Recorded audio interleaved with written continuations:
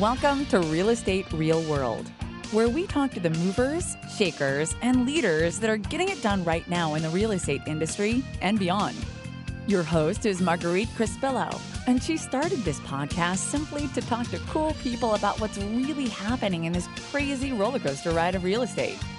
Be sure to subscribe on iTunes and stay up to date on the newest stuff by adding yourself to the list at www.realestaterealworld.com. Now your host, Marguerite Crespillo. Good morning, everybody, or afternoon or evening, wherever the heck you are listening to this podcast. I am Marguerite Crespillo, and welcome to another fabulous edition of Real Estate Real World. And today we have some awesome, well, I'm going to say they're awesome because they're Italian guys, right? How can you lose with that? And so I was on their podcast a few weeks ago. I'm like, well, you guys need to be on my podcast too. So welcome Gino and Jake, or Jake and Gino, which is jakeandgino.com. Gino Barbaro and Jake Stenziano. Bringing the pain. So my married name is Crespillo, and my husband is actually Spanish, but my maiden name was Scuncio, and I'm half Italian. So that's a mouthful right there. I know. And the thing is tragically kids came up with all kinds of great nicknames like Skunk and Scummy and all that, Good thing I had strong self-esteem, so it didn't bother me too much growing up, but my name now has 19 letters in it, so it's a mouthful. But you guys have a website called jakeandgino.com, but what you really do is some cool stuff called Wheelbarrow Profits, right? And so tell me, let me read Gino's bio because he sent his over. Oh. And so Jake's going to have to read his own bio, but I was having fun with Gino. So Gino Barbaro is an investor, business owner, and entrepreneur. He's been investing in real estate for 15 years and has grown his multifamily portfolio to 674 units in 3 years. That's crazy. He's teamed up with Jake over there, Stenziano, to create jakeandgino.com, a real estate educational company that offers coaching and training in real estate investing. There's a big need for that for sure. He is a best-selling author of Wheelbarrow Profits. Visit Wheelbarrow Profits tutorial, an educational product focused on family and multifamily investing. But you can get all that at jakeandgino.com. Yep. So Gino is also a graduate of IPEC, Institute for Professional Excellence in Coaching. Oh, fancy. You like that, huh? And is a certified professional coach. He's also the author of the best-selling cookbook, Family Food in the Fryers. What does this guy not do? Yeah. Oh, my goodness. What kind of food is that? It's Italian food. I used to own a restaurant, so I decided I wanted to create a brand within a brand, but then I got sick of the restaurant, went into real estate, and I actually ordered this cookbook for Catholic monks. They get new guys every year, so they have 6 or 7 friaries in the United States. They have one in Harlem, so I go down there every Thanksgiving, cook Thanksgiving dinner for the whole neighborhood. There's about 150 people. We just did one for the 4th of July. We did a barbecue for the neighborhood, and I go down and I teach all their new entrants, what they're called postulants. They come in, they get 6 or 7 new guys every year, do cooking classes for them. So that's one of my, they're one of my benefactors. I just love to work with them.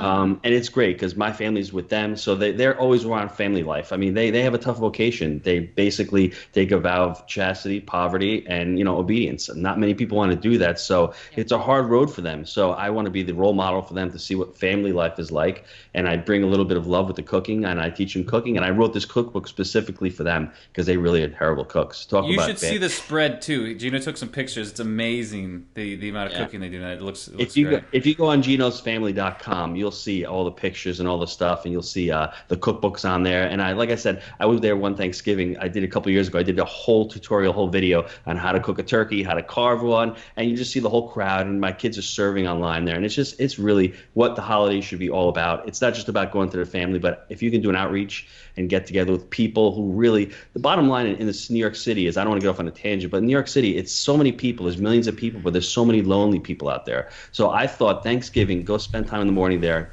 put a smile on their faces, because it doesn't feel like a holiday, because a lot of people are all alone, they're by themselves.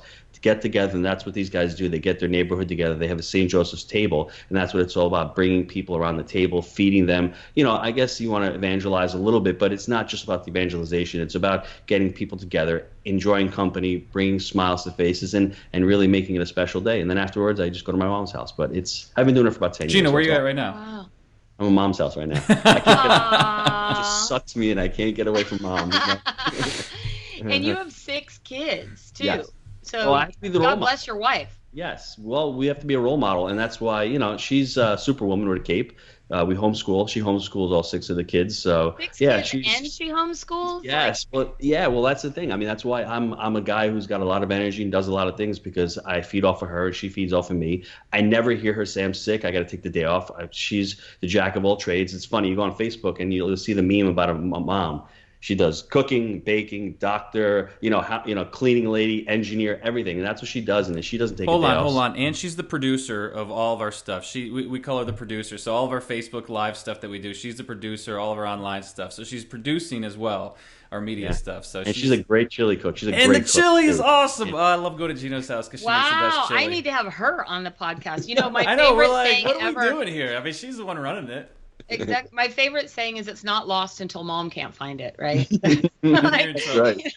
That's right. Especially with boys. Like, I have 5 boys and 1 girl, and so boys are like, "Can't find it, mom. Can't find it, mom." I'm like, right. So then you walk in and it's like right there in the middle of the shelf. It's like if it had been a snake, it'd have bit you. So yeah, moms are pretty amazing, and boys love their mamas. So my boys are spoiled.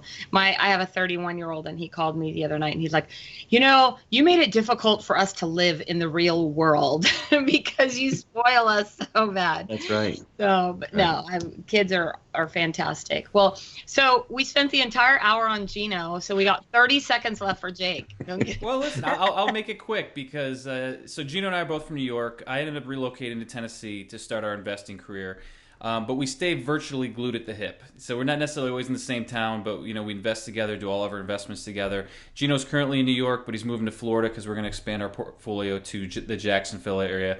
But we've done a really good job in the last few years. We've grown, like you said, 674 units in the East Tennessee area, multifamily, Class B and C properties, and we've done a really great job with it. We had our second 7-figure cash out refi yesterday, actually. So we get into these things, we reposition them, add value, and then we're fortunate enough to cash out to longer term fixed rate financing and roll it into our next deal. So that's sort of been the model with the Wheelbarrow Profits, is buying right, managing right, and financing right.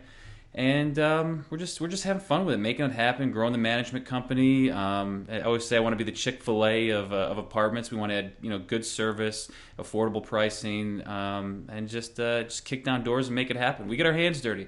Started off with a 25-unit complex. I was managing it and collecting the rents, scheduling the maintenance, and I don't know.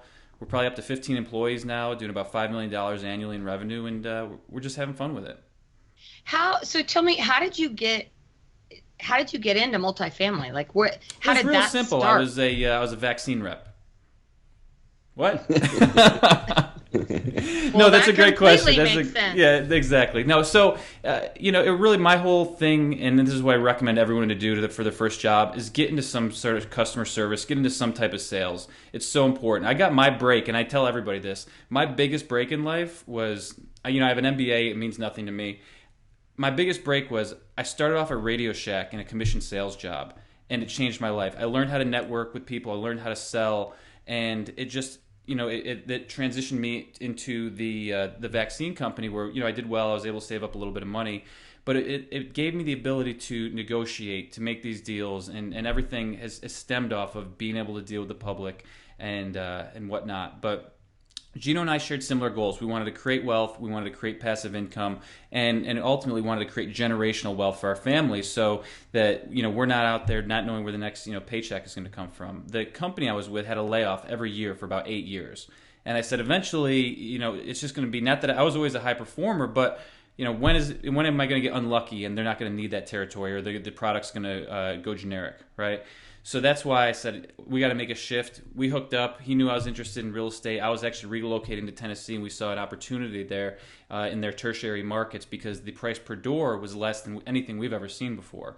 So Gino has been investing in real estate for 15 years and said, I think there's an opportunity there. He mentored me along the way. We put in offers for 2 years, got constantly rejected. People said we're crazy. We were trying to set up seller financing deals. We were trying to do creative financing. And because we didn't have any, larger complex, they thought we were kind of crazy, nuts. You guys aren't going to do it. They were telling us pretty much beat it. Finally, we landed our first mom and pop apartment. That's what we buy. We like buying from people that are not necessarily running it as a business. They're sort of, the mom and pop apartment model is what we do. And we got into our first 25 units and we never looked back. We got the, instant credibility almost once you get that first decent sized deal done. And we've been knocking them out ever since. It's funny because you were talking about your first job, and I was a cocktail waitress for 5 years.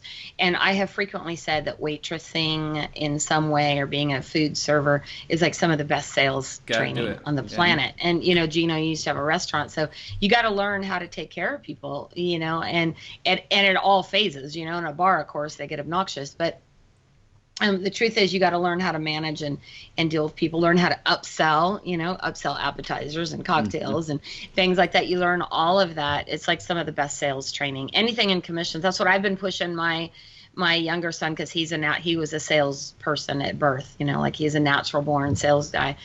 And I've been pushing him to go do something in sales. I don't care what you do, but go get your feet wet, doing that. So, Gino, you've been doing investing for 15 years. So how did you get involved in it? You said you used to be in the restaurant business. You had a restaurant. Okay. Yep. I wouldn't call it investing, but what I was doing for the first 10 or so years, I was more like dabbling, and I wasn't serious about it. And it wasn't a burning desire for me because the restaurant was doing great up until 2008. Everyone's making money. You know what I mean? The people were making money. I was living off the restaurant with me, my brother, and my mom. We had 3 families living off this one little 80-seat Italian place. 2008 comes. Everything hits the fan and our business slows down. And what happens is you get that burning desire. Jake forgot to mention that, the burning desire. And I always say this on almost every podcast. My should became a must. I didn't get any smarter. I love that. Years, right? Because all of a sudden I had that desire. My wife is pregnant with their 5th child. I'm like, where am I going to make this money? I'm not going to make money in a restaurant. My hours stink. I don't like what I'm doing. And we have to I was comfortable enough to you're either going towards pleasure or away from pain. I was in that nebulous spot where I was comfortable enough, and I could deal with the situation that I was in. Once that uncomfortableness became unbearable, I said I can't do this anymore. So I started getting coached. I mean, a lot of people want to get into the business. Get a life coach, get a real estate coach, spend the money, spend $1,000 a month, spend the $10,000 a year. I spent $10,000 on my education for life coaching. I wanted it for personal development, not to teach other people. But that $10,000 that I spent at IPEC is probably the best $10,000 I ever spent, because you learn about yourself. It's not about real estate. It's not. You can do that and take that and do that anything you want. Whether you want to go into real estate sales, investment, you have to learn about yourself. You have to learn what makes you tick, and then what makes you go. What's holding you back? Your energy blocks that are holding you back. How you're resonating throughout the day with your levels of energy. Right now, my level of energy is high because I'm engaged. I love doing this stuff. There's certain things that you have to go towards your passion. And the restaurant at one point was my passion. I worked with my dad. He passed away in 2007. I'd been with him for 37 years. I was 6 years old in the kitchen with him. So that was part of my, when I lost him, that sort of made a shift for me, because I'd be in the kitchen with him all the time, and you lose that friendship, and that wore off for me. Then the next excuse. So finally the excuses came, and I was done with it. That's when I just said, okay, Jake, it's time to go. And people say, where do you find the money? It's not about any of that stuff. It's about working upon yourself, saying that you're good enough and that you don't have to settle. I'm reading a book called The 10 Pillars of Wealth right now. It's a little obnoxious. Sometimes the guy goes a little overboard, but he says it the way it is, right? He says, listen, it's all about you. Take responsibility. You're the one who's going to make your own paycheck. You're in a traffic stop, or you're going 8 to 5. If that's what you want to do for the next 30 years, that's all about you. There's nothing wrong with it. And I was thinking to myself, wow, that's crazy. I was living that life. And back in March of this year, I ended up leaving the restaurant, gave it to my brother. He's running it right now, and I'm doing this full time with Jake right now. So I mean, it takes a lot. You have to realize consciously, saying to yourself, well, why am I not happy? Write down the pros and write down your cons. And if your pros and your cons, if your situation sucks more than it's good, that's when you got to say to yourself, time to get out, time to do something else. My favorite line that I heard, I don't know who I heard it from, but it ties into what you said, is that I'm in charge of my own economy, right? Mm-hmm. Yep. Like no one else is in charge of it. No one else can control that. I'm in charge of my own economy, good or bad, right? So if my life kind of sucks, I got to look in the mirror. And it's hard for people to swallow that. And that's what happened to me back in '08. I'm blaming everybody. I tell people jokingly a lot of times, people blame Obama about the economy. I thank him every day for a sucky economy, because I wouldn't have done anything. I'd still be back where I was 7 or 8 years ago, doing the same mundane things, not feeling passionate, going by, having an existence, being comfortable and safe and secure. He crashed he didn't crash it, but he's just prolonged the death. If there's other things that he could have done. But there's other people in that last 7 or 8 years that are making millions and millions of dollars. I figured out that they're doing it. Why can't I do it? So I can't blame him, the economy, Russia, anything. I have to see what's going on, figure it out, learn. And as far as you're saying with sales training, that's the next step that I need to do. I need to learn how to be a better salesperson. So it's on me to become a better salesperson and learn what skill sets I need to learn. So it's always about responsibility, always looking within you and not blaming anybody. And Jake and I come up with this a lot. We had a problem with an employee the other day. It wasn't the employee, it was us. We dropped the ball on it. We could have handled it a little bit better. Blaming him is not going to change the situation of what happened. The way you react to it is the most important thing, and taking responsibility and ownership, I think, is truly the most important thing about any situation. So my favorite book, and I actually did a podcast with him about a year or so ago, is a guy named John G. Miller, and he wrote QBQ, The Question Behind the Question.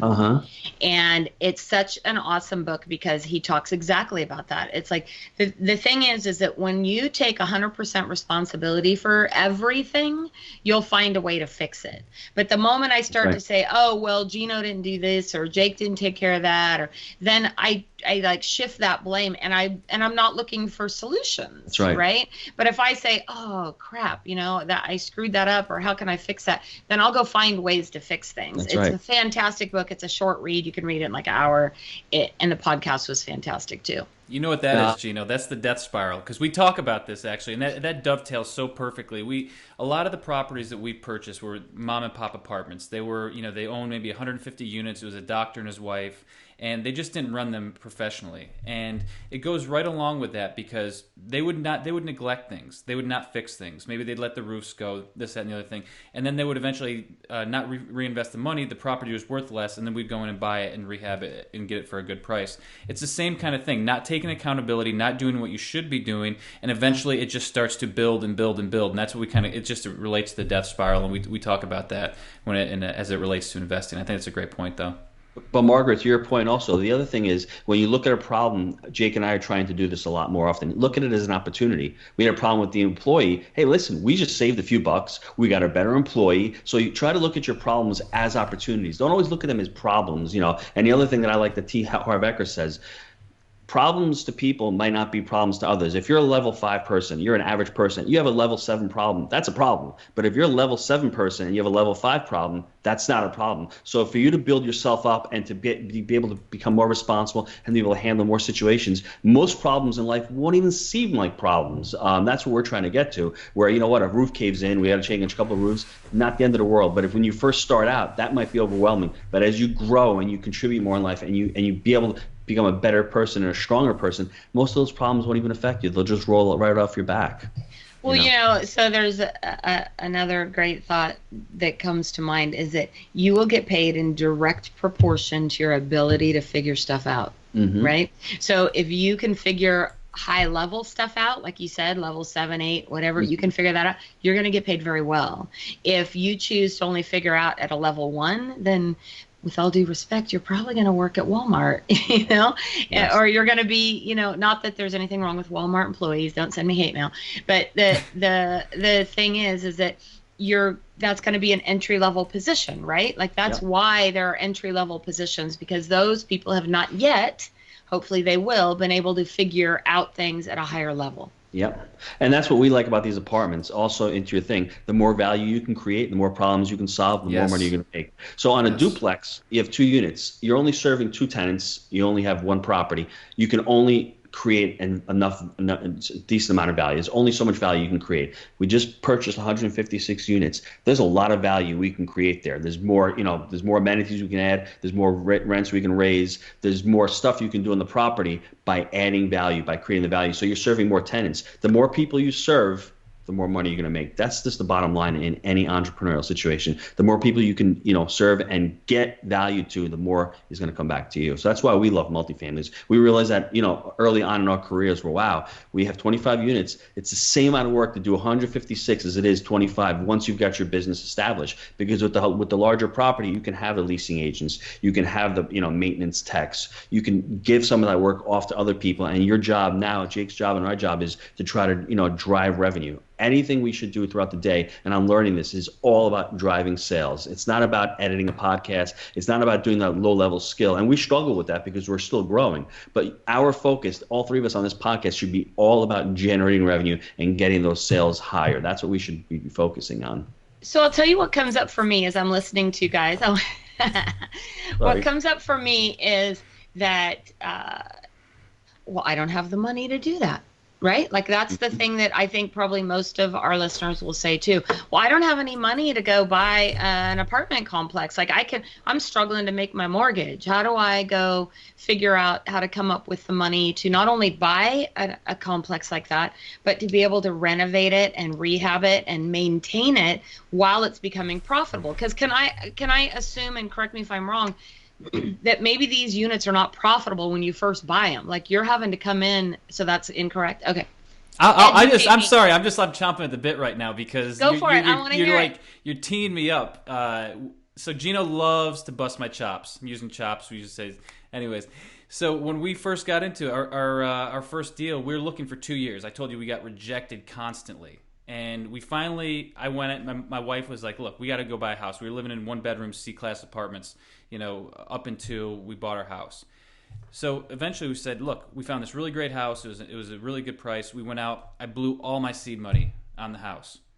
What was it, Gino? 4 months later, 5 months later, we got our first deal done. Mm-hmm. And this is the thing. So you get resourceful. And that's the thing. People that do well in apartment investing, they figure it out. And a great place to start, I'm going to give us a shameless plug, but we go into all this in our book, Wheelbarrow Profits, and in our academy. All the answers there, how to find the money. We lay this out. All of our stuff is actionable. It's not philosophical why you should invest. It shows you how to do it. So what I did is, Gino and I, we stumbled across the 25-unit deal. And the thing that was different is the numbers actually worked on this one.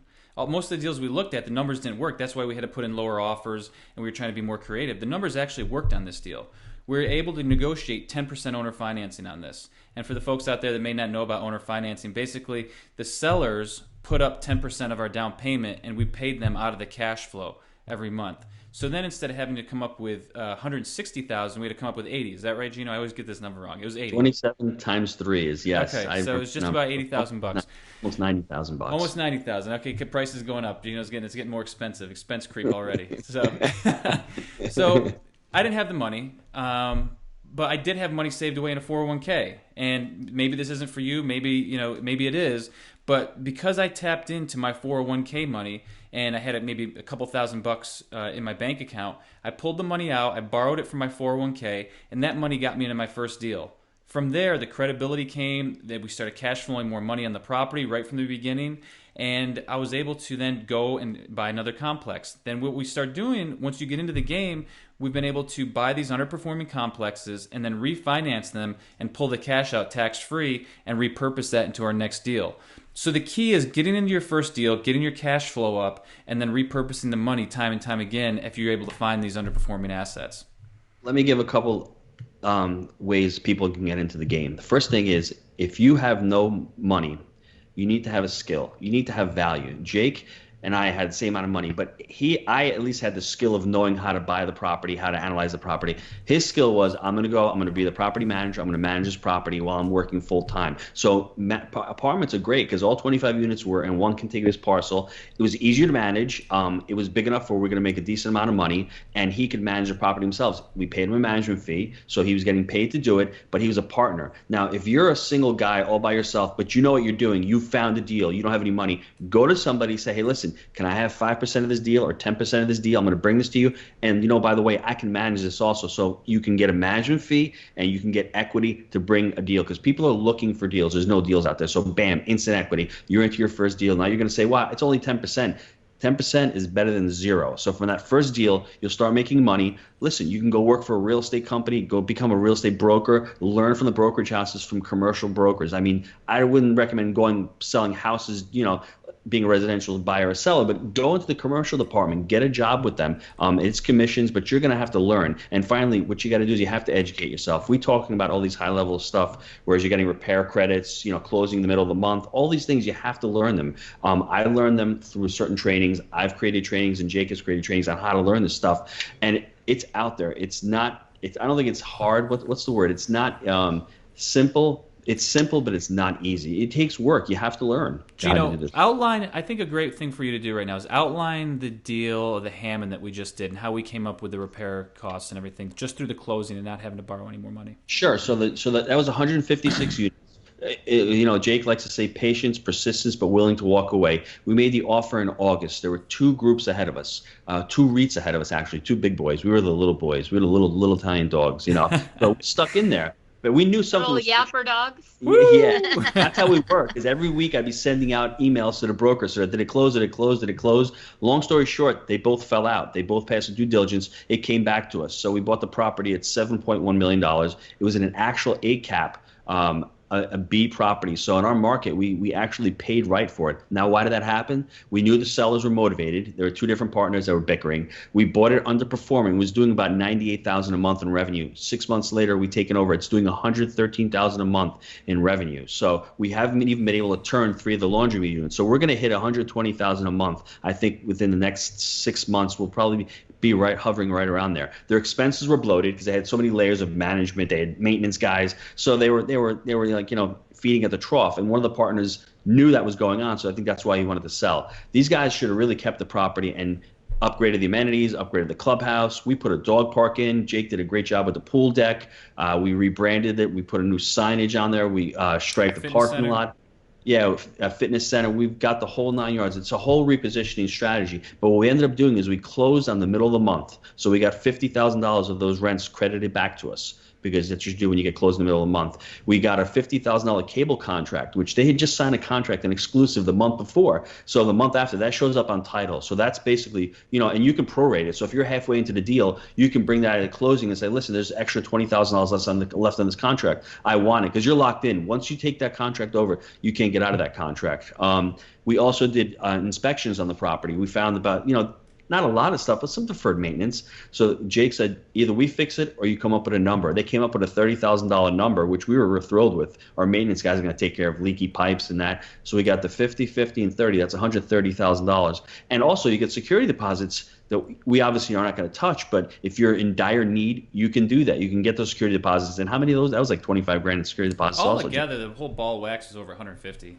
Yeah. So we knew going into the property how much the clubhouse was going to cost us, how much the fitness center. So we have enough money to do all the repositioning from the closing. Now the cash flow every month, like this thing is cash flowing like crazy because we got a great 4.25%, 1 year interest only, term. And what's going to happen at the end of the year, we're probably going to refi, bring it to Fannie. So I mean, it's going to be a home run for us. We're going to be able to extract all of our money. And we're going to probably take extra out on top of that. We're going to have a 30-year non-recourse loan at the end of the year. But these are all steps. This is not going to happen on your first deal. On our first deal, we got 6% interest rate. We got clobbered. We got hit every 20-year amort. We got a 3-year term. So we just got. I guess we're fortunate.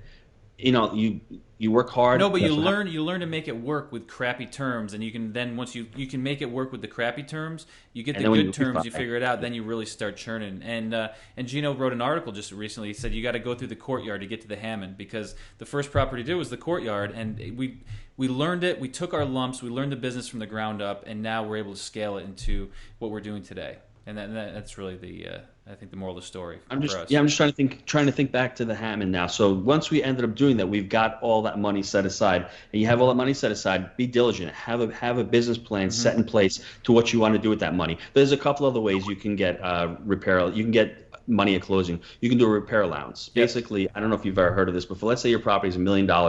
the bank should be on board because you're going to put that money back in. Say, listen, let's make the property $1,030,000. At closing, seller, you're going to keep $1 million, and you credit me back $30,000. We've done that a lot on the real estate side. With You put that in the costs. CapEx account. Let the bank put that in the CapEx account. You do your repairs, and as your repairs are going in, give it to the bank and let them do that. I think that's such an awesome way to get money back. And I had a student tell me also what he does. He likes to get line of credits when he closes on the property. Get a line of credit, do some of your repairs, and then when you refi the property, you refi the line of credit and the mortgage all into one shot and just get a fixed rate. There's always ways to do it. Gives you a little more steady cash flow every month. Yeah, if you want to find a deal, it's not about the money. It's about finding the deal because money is coming into multifamily, whether it's Chinese or whether it's from South America. There's money flooding into it, and there's investors out there looking for rates of return. So that's your job as an investor, as someone in multifamily. If you don't have the money, you find the money.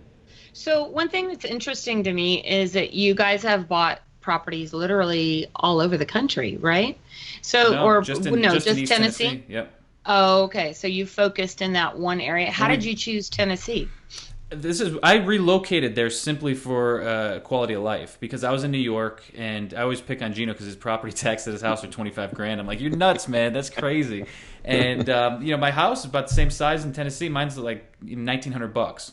And it's just crazy. So I wanted warmer weather. They don't have state income tax. The property taxes are very low. So all the things for a cheap guy like me, it's a beautiful spot. Right. Lo and behold, we just stumbled upon it this area that we picked up some apartments at reasonable prices as well. So the winds keep on coming for East Tennessee and Jake and Gino. I'm loving it. So. What I love that you were saying too is about figure out a skill too. So a good friend of mine went to work years ago he was a cable installer, right? Mm-hmm. And he went to work for this cable company back in St. Louis or somewhere like that. And he worked his way up to being able to manage and run the company. And then the guy that owned the company said he'd make a deal with him. He said, look, you run the show. I'll pay you a salary and I'll give you 10% of the company when I sell it. Well, about 5 years later, he ended up selling the company for $22 million. Yes. And my friend ended up with a couple $1 million, and also he'd gotten all that skill, so now he could go run, other type start up companies. his own company or whatever he wants to do. Totally. But what's so funny is when people see him now, they're like, oh, you kind of got lucky. Like, yeah, exactly. I got lucky going to work I worked my ass off day exactly. and 12 hours a day, plus some, and being, not sleeping and taking all the stress and all that. I hate that people say that. That's just ridiculous. I know. It's like kind of crazy. But I love that you are saying find a way. Like everything is figure outable, So find a way to either contribute skill, contribute money, contribute resources. I mean, there's a lot of different options and opportunities. And I think the work best at thing Walmart, is, like you said. No, but the or best work thing at Walmart. I think you just got to start. I mean, whether it's a 2-unit or a 3-unit or a 100-unit, I think the thing is just start. And if your comfort level is small, start small. For us, 25 units was manageable. We could wrap our mind around 25 units. If we made any big mistakes, it wasn't going to put us out. If we had started 150 units, you make a mistake. Septic systems go like they did on our property. It might be a huge mistake, but start at your comfort level, even though it's never going to be comfortable. Start something where you can manage 3-unit, 4-unit, and it's funny. We talked to Grant Cardone, and he says go as big as you can, and it's hard when you times it, right? Yeah, it's hard when you first start out to conceive of that. So it's easy to say that once you've done it, but my recommendation is just start wherever you feel comfortable, but don't hesitate. You got to get into the game. Keep pushing it once you get in, right? For sure. And one thing I learned is that it's just zeros, right? It's either $10 or $10 million. It's really zeros. Yeah. Actually, the bigger ones are better because the banks want to do that. They don't want to give you a $200,000 loan. They want to give you a $12 million loan. And that's the sad part about it because they're doing all the same amount of work for that one deal. So why do they want to waste their time doing these little deals? And it's hard to get financing, all the comps going on. Basically, Jake and I have the deal underwriter. If the numbers work, bank sees it works. If it covers the debt coverage ratio, if it has a cash-on-cash return, numbers don't lie. If your net operating income is that, you're going to get the loan. They're going to obviously look at your ability as your personal balance sheet. So Jake and I come up and we have another partner. So we have pretty strong balance sheets, but that's not what they're gearing it on for the most part. They're looking at the value of the property, income approach, property's work, and the income of the property. So is understanding and learning a lot of those numbers, is that part of what's in your book and some of the stuff that you teach about in your programs? Like, because so I've been in real estate 23 years, and this is going to be pretty pathetic sounding here, because I've only really done residential real estate. I haven't worked with or dealt with That's your investors niche, at though. all. Yeah, it's my niche. It's what works for me. But I don't understand 8 cap. I don't understand like all these different. I don't just a rate of understand those return. numbers or how to Yeah. calculate them. Yes, we had talked about this on our previous podcast. The reason why you're successful, remember the caulking guy, because you niche it down, and if you Right. knew that stuff, that means you wouldn't be so successful in residential. So you really, I don't know residential. So if you really stay within your niche, I think it's really important. So the reason why Jake and I like multis, we lay it out. I mean, if you're going to become an investor, the single family home is a little difficult to invest in because there's no economies of scale. There are single homes. Only certain markets work with that. We don't really like that model. So if you're in residential, there's just some more vernacular you have to learn. It's not really that difficult. And, frankly, most of the commercial real estate brokers don't know it either, believe it or not. We've run up against a lot of guys who don't know what CapEx is, who don't know what cost segregation is. I'm like, really? Yeah, you've been doing this for 20 years? You don't know what the cap rate in your market is? I mean, come on. So if you learn that stuff and you learn all the, the verbiage and the slang, it'll just make you look that much more credible. So before you start making phone calls, learn all that stuff. Learn how to talk like a commercial broker. We chunk it down even more, though. I mean, we're not only in multifamily B and C. We look for mom and pop apartments. We look for couples that are divorced that don't want to do it. They're burnt out. They're families that inherited larger complexes. We've bought all of our deals are from people like this. We buy large mom and pop apartment deals, and that's specifically what we focus on. So we're very niche down. We're very specific in what we're looking for. And how do you find those? Like, I mean, it seems like everything's overinflated in California. We find them, not here in California. Find them from folks just like yourself. We have good broker relationships. A lot of the Southeast is they don't go to market. They don't put them on LoopNet. It's they have the brokers have lists of guys like us, and we love on those guys, right? We go up and make sure we have good relationships with the brokers, and they bring us deals at this point. That's one but thing. You got to make those relationships in the beginning, though. Yeah, and we have that. They call them calls to offer. I'm not really too thrilled about it because you got brokers saying, "Well, there's 3 people ahead of you. You want to raise your price." I just don't. It feels a little stick sleazy to your guns. Yeah, it feels sleazy to me. Just put it on LoopNet. What does the guy want? Let's negotiate a price. Let's get it done. Works in our market.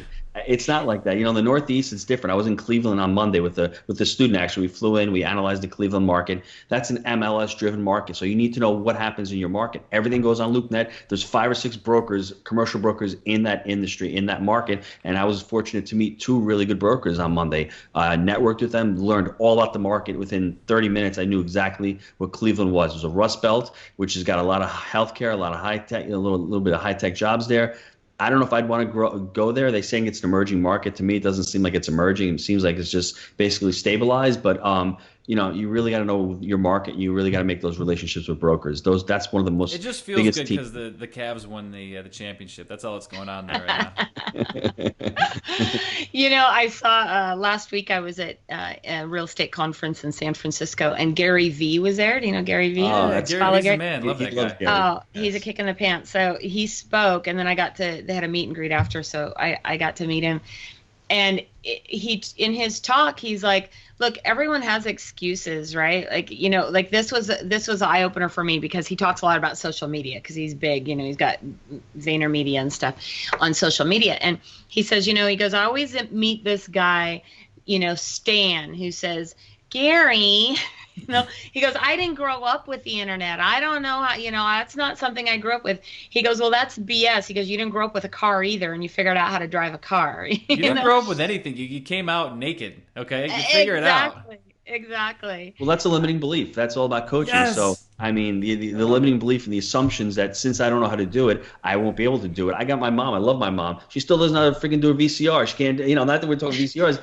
She's the smartest woman I ever know. She didn't go to high school. She's intelligent, but that's just a block on her. And so you get a life coach and you work around that block. Why can't you do social media? For me, I just hate it, and it's become a necessary evil. So I plug through it, but I have a lot of energy behind it because I didn't grow up with it. I just missed it. I just missed Al Gore inventing it. So I was just right out of college. He's so full full of crap. I'm gonna tell you, this is like Mr. Facebook Live over here saying he doesn't know how to use social media. But that's real easy to learn. I'm just talking like now it's easy, sales pages, funnels. I'm talking when you really chunk it down. You know what I mean? So you have to work. I'm cracking up. You get 3 Italians on the phone and none of us can shut up, right? That's like a total family dinner conversation. Like it's so loud and obnoxious, but I love it. So I'm not complaining at all. So you have this book who wrote it? You wrote it, Gino, or did you guys write it together? We wrote it together. Okay. That was another venture because we didn't know what we were doing. We got an editor. That was a big mistake. We got somebody, they did a good job in the end launching the book, but Jake and I basically wrote a page a day. We stopped we got up like an hour early. This is going to sound so stupid. We literally got up an hour early every day for like a year and wrote a little bit and said, you write this one, I'm going to write a little bit of this one. And by the time we were done, it was really there. It sounds like kind of corny, like, you read. No, that's really what we did. We should have gotten a ghostwriter, had some ghostwriter write it for us. But this way was better because we learned our systems. The whole book lays out the framework for all of our training. So we never would have been able to come up with this if we had done a ghostwriter. So, ghostwriters out there, they're pretty expensive, but they can get it done really quick. They have the book edited. You give them the content. You do a lot of recording with them. But the way we did it was a little bit more of a little time consuming. But it came out really good in the end. We enjoyed, the end. And just so you know, for our listeners, we'll have links to all of the stuff in the show notes and on our page too, so don't worry about trying to scribble it down, but we'll get the information about that. So I wanted to ask one more question, is that if I am, like I said, I've been in residential real estate for all these years, and I've thought seriously about doing some investing because I'm not gonna be here selling real estate forever, and I think it's just that first step is what kind of scares me. We made the mistake of buying some investment properties back in 2006, right when the market crashed in our area.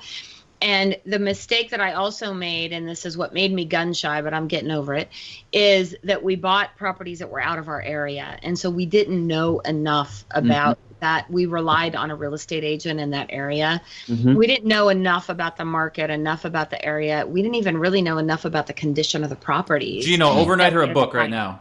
Yeah. I'm getting one. I'm going to order one for sure.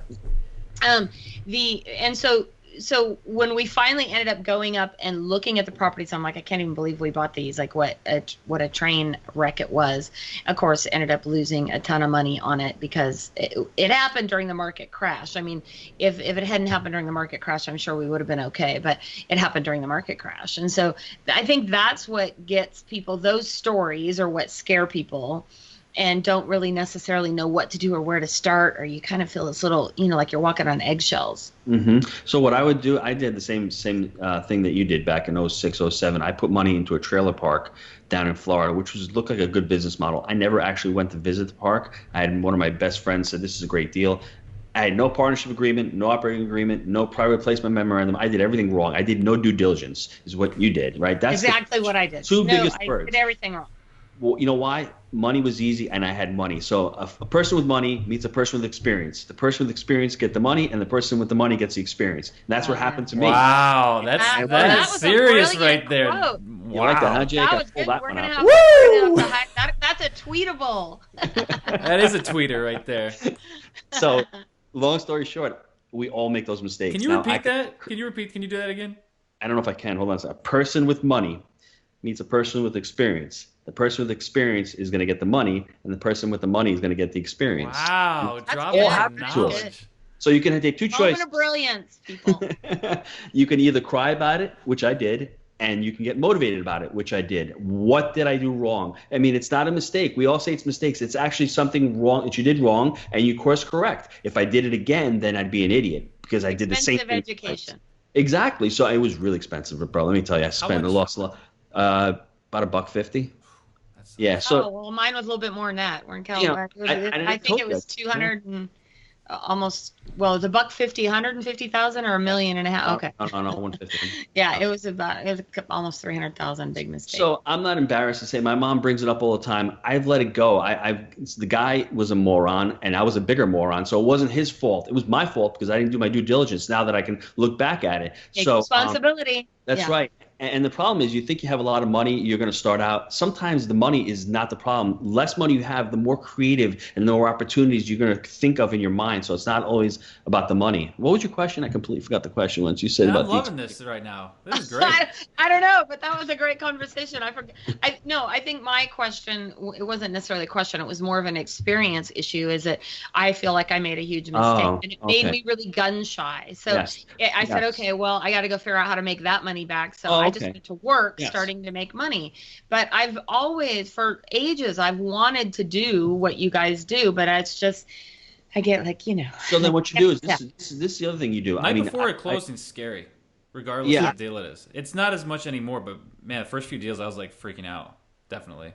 What you do is you just get your education on, and that sounds really weird, but just go to Bigger Pockets. That's the first place I tell people to start. Start educating yourself on that site. Listen to some of the podcasts. Go into the commercial and the multifamily part of it. Start asking questions. Go on blog sites. Start asking people questions. Start reading blogs that Jake and I write. I mean, there's a lot of stuff that we write that's, I wouldn't say low level, but it's free information. And once you start reading that, get yourself comfortable with that, and then go out and try to find a mentor. Mentors are harder because they're if you can find somebody who's older who wants to share his knowledge with you. But if you're going to go get a mentor, create value for that mentor. Just don't waste his time. I mean, especially if you're young, maybe you can work for the guy and just follow him around. He needs coffee. He needs to pull up a listing. He needs to go somewhere. He needs to have these deals analyzed. Do whatever you can do to get in front of that mentor. And finally, if you want to go into these coaching programs, find a coach. I love coaching because it holds you accountable. There's a framework. You can have a one-on-one with the guy, and that's priceless. People don't understand that. If they're going through a deal and they're spending a couple grand with Jake and I, some lady's doing a 1031 out of San Francisco. She's going to put $500,000 into KC. She doesn't even know about multifamilies. I think she's worried about spending the money coaching with us, but she's got $500,000 that she's going to invest. That's going to. Yeah, so I mean, that's the cash flow suck right there. Whatever you learn, you're going to bring that with you forever. That experience is going to be with you forever. So that 5 or 10 grand, it's going to be inside of you forever. So I think it's really important that you find somebody who's doing it. Find somebody who you like, who you can build rapport with, and start learning from them. Jake, I'm guessing that your apartment investment's done better than your 401k. I'd zap my 401k and put it all in apartments. I was just going to say. This is a big goose egg. I had, I think, at one point, like maybe 150, 200 in there, and I liquidated the entire thing so I could roll it into more multifamily. So, yes, I have done much better on my apartment investments than I ever did in a 401k, because you know what the 401k did? It went up. And then it went down, and then it went up, and then it went down. And the multifamily's going like this, right? It just keeps going up. So, well, you know what? Is there anything else you guys want? We've talked about so much. I feel like my head is spinning. Hit us up. We're day in the life of Jake and Gino. We're going nuts on Instagram right now. You got the Instagram just became Snapchat. Facebook just took over the world. We're going Gary V on everybody. Hit us up. Snapchat, Instagram, Facebook, Wheelbarrow Profits, JakeandGino.com. Check out the podcast, Jake and Gino, on iTunes. I just finally figured out Snapchat, because my 19-year-old had Snapchat for the longest. I'm like, John, show me. I go, John, show me Snapchat. He goes, no, Mom, Snapchat's for teenagers. You're too old for Snapchat. He doesn't want you tracking him. That's what it is. Well, exactly. He does. I said, I won't follow you on Snapchat. He goes, I'm not showing you Snapchat. So I finally started figuring it out. And so I'll follow you on Snap. Yeah, you guys send me your Snap links. Are you using the Instagram stories? Yeah, I just started. Yeah, it just came out 4 days ago or something last week. I got back from Chicago and I didn't even know about it. I was like not looking at my phone for a week. And I'm like, what the heck is this?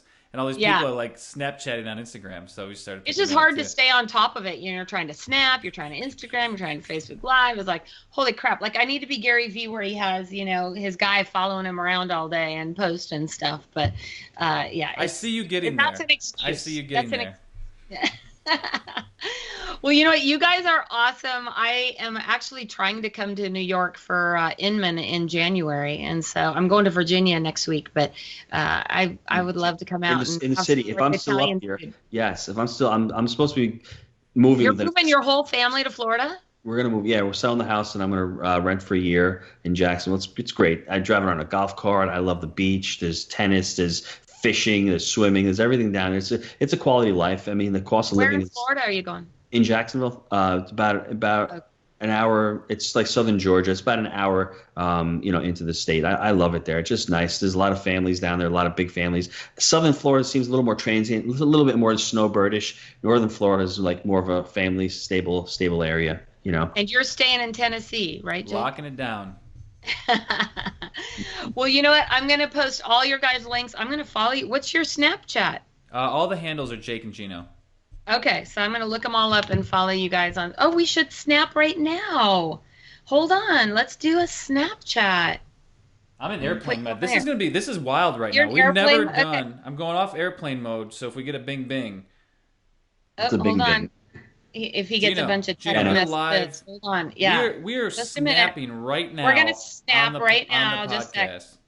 Okay, we're snapping right now. Jake and Gino. Follow them on Snapchat. Oh, you're snapping me, I'm snapping you. snapping That's you. funny. I'm snapping you. I'm not snapping. I'm the only one not snapping over here, huh? All right, cool.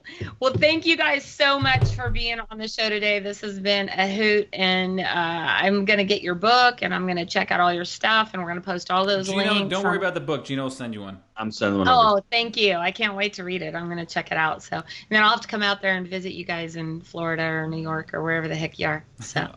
Thanks Lord. again for joining us today on Real Estate Real World. We're excited to have you guys. And for any of you out there listening, be sure to subscribe and write us a great review. It helps get our ratings up there so more people listen to us. And be sure and check out jakeandgino.com. So thanks again, guys. Make it a great day. Thanks. You too. Thanks. Thank you for joining us today on Real Estate Real World, where we talk with masters and leaders in real estate and beyond on how we can raise the bar in our industry. Please subscribe over on iTunes. And while you're there, be sure to give us a review. Your reviews encourage us and help others find our podcast.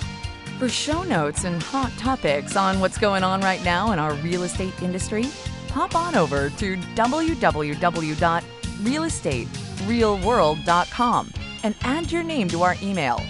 Thanks again for listening. And go out there, be a part of the elite masterclass in raising the bar on the real estate industry.